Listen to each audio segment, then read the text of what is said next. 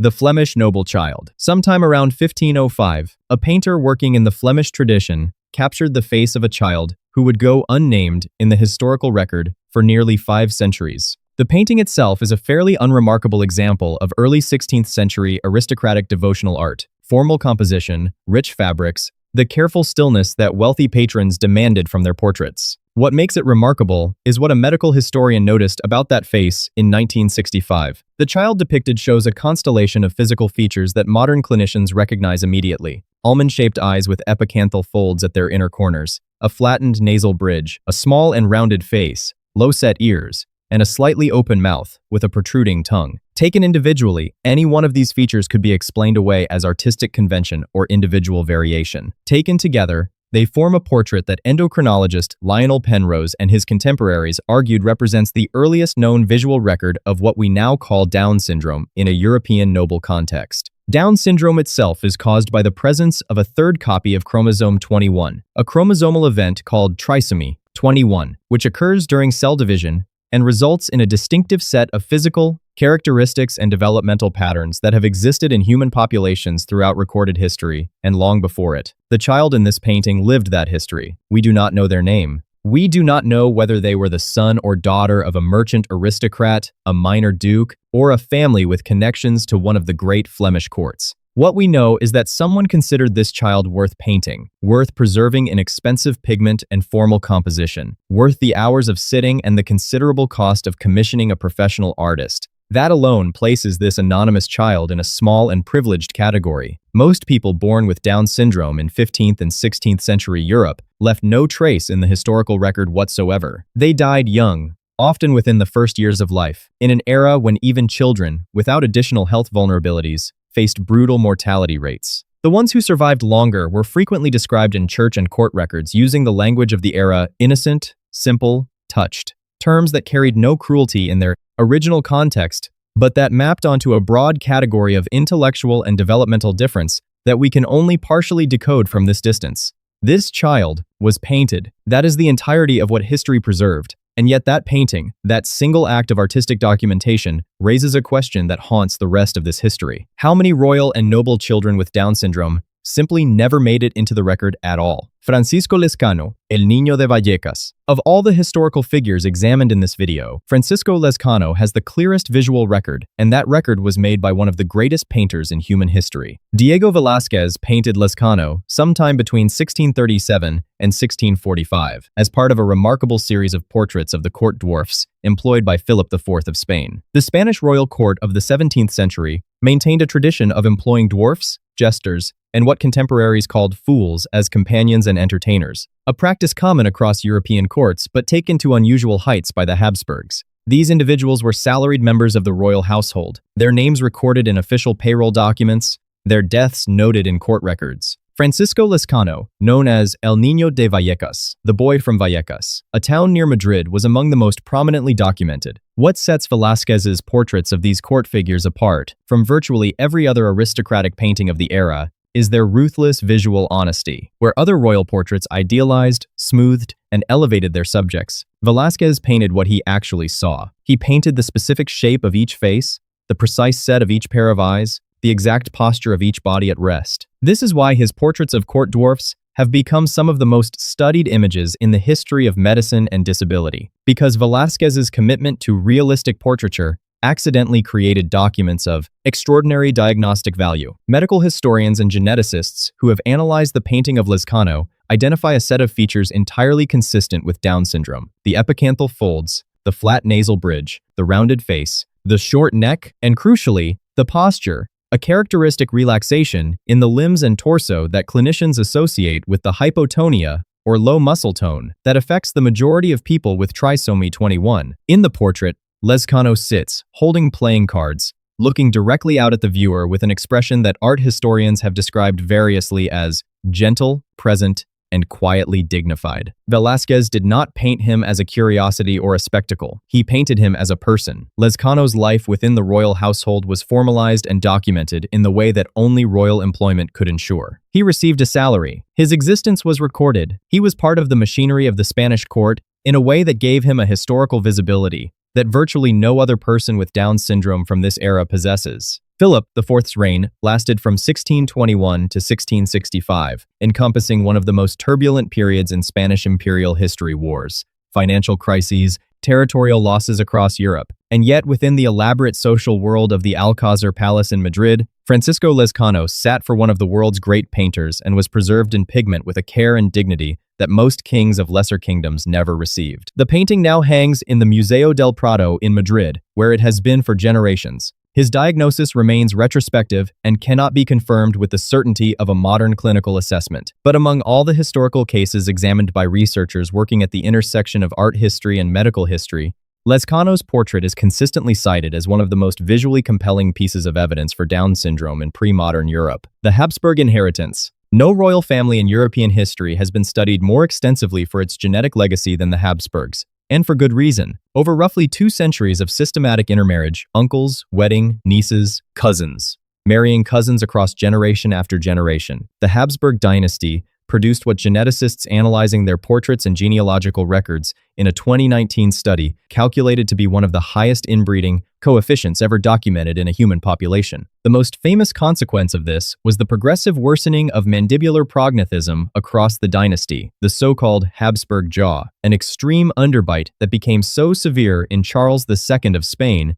the last Habsburg king of Spain, who reigned from 1665 to 1700, that he reportedly could not chew his own food, could barely speak intelligibly, and was described by his own physicians in terms that suggest multiple overlapping genetic disorders. His autopsy, conducted after his death in 1700, noted that his body contained not a drop of blood, that his heart was the size of a peppercorn, and that his single testicle was as black as charcoal, a document of genetic catastrophe, so thorough it reads less like a medical report, and then a cautionary tale about dynastic inbreeding written in flesh. What is important to clarify here, because it is frequently misunderstood, is that Down syndrome is not caused by inbreeding. Trisomy 21 results from a random error during chromosomal division, a process called non-disjunction, in which chromosome 21 fails to separate properly, resulting in a cell with 3 copies instead of 2. This can happen in any family, in any population, and its rate is influenced by factors including maternal age, but not by consanguinity. What the Habsburg case illustrates instead is the broader truth about royal courts and developmental disability. Extreme genetic isolation produced a range of physical and cognitive conditions among Habsburg children and adults,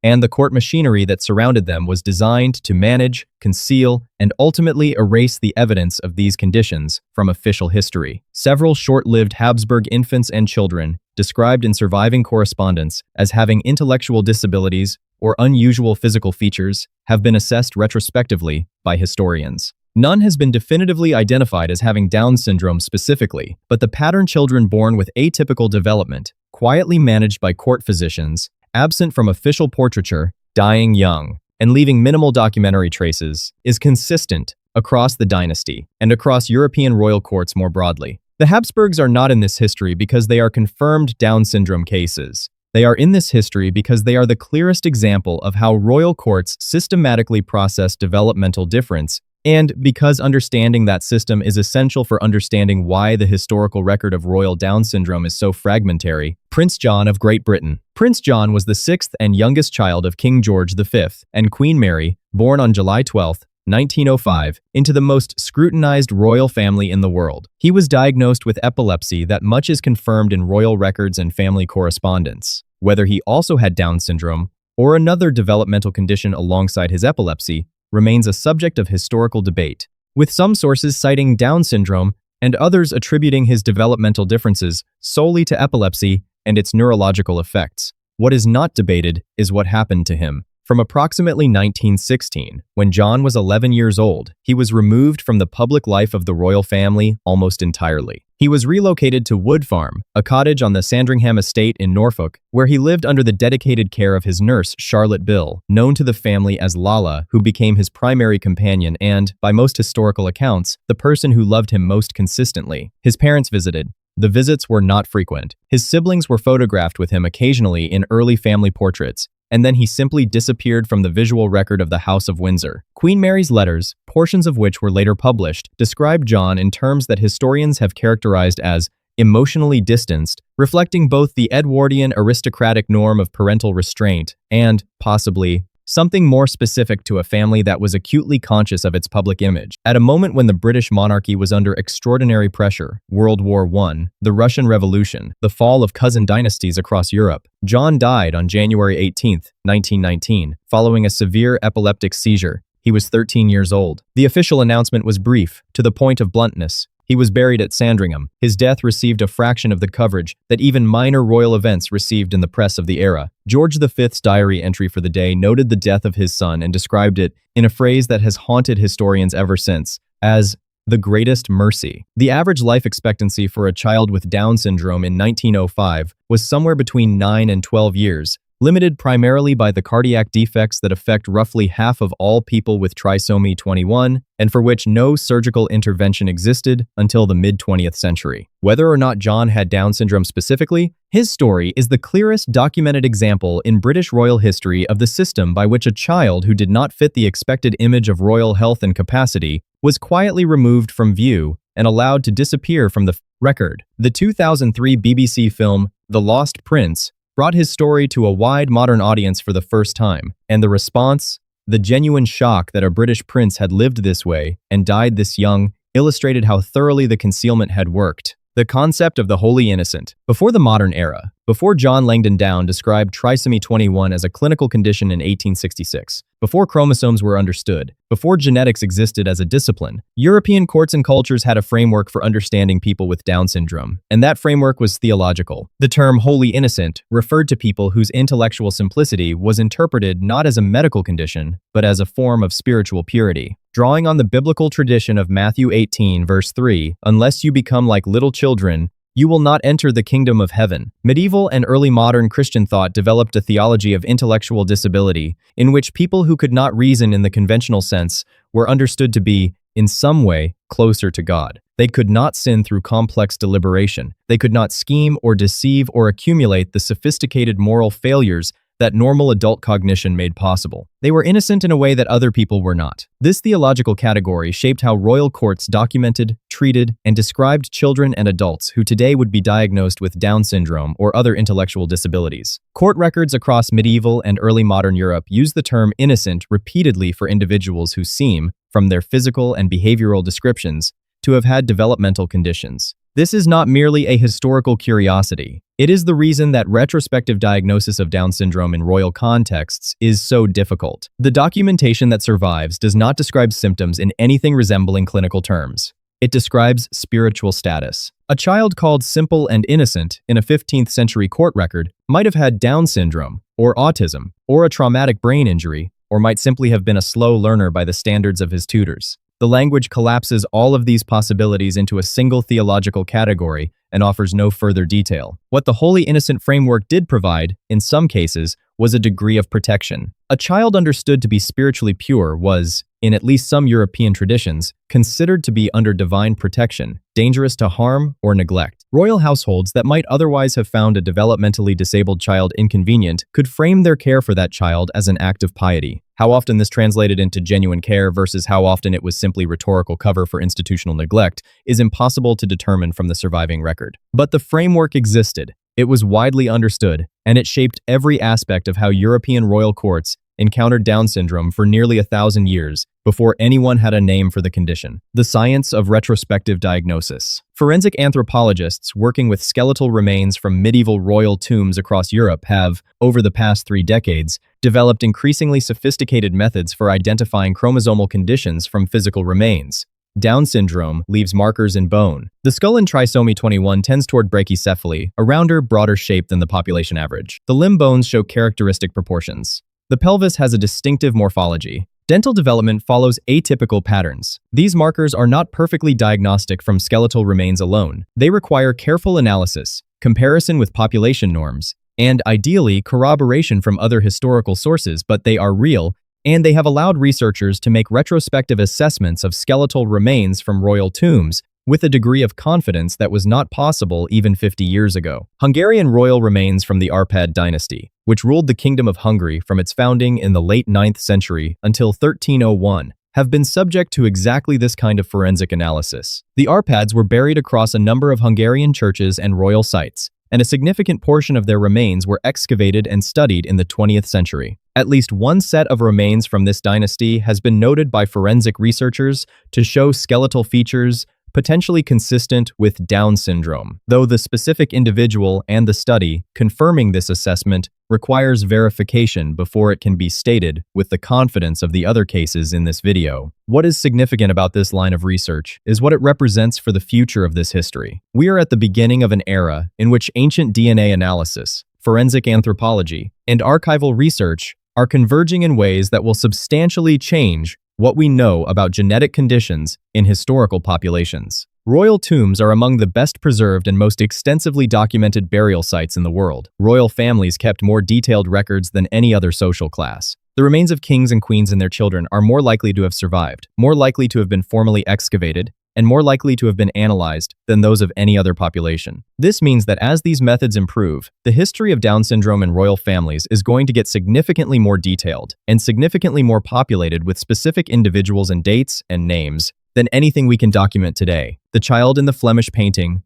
the boy in Velázquez's portrait, the prince hidden away on a Norfolk farm, they are almost certainly not the whole list. They are simply the ones the historical record, in its fragmented and imperfect state, has managed to preserve. Changing royal attitudes in the 20th century. The transformation in how royal families have treated Down syndrome across the 20th century is, by any measure, one of the most dramatic reversals in the history of any institution's relationship with disability. In 1905, a British prince with a developmental condition was quietly removed from public life, installed in a cottage on a country estate, and his death at age 13 was described by his father as a mercy. In 2021, the British royal family formally supported awareness campaigns organized by the Down Syndrome Association, and senior royal figures attended events celebrating the lives and achievements of people with the condition. That is 116 years. The medical reality changed first, and most dramatically. John Langdon Down's 1866 description of the condition was followed, nearly a century later,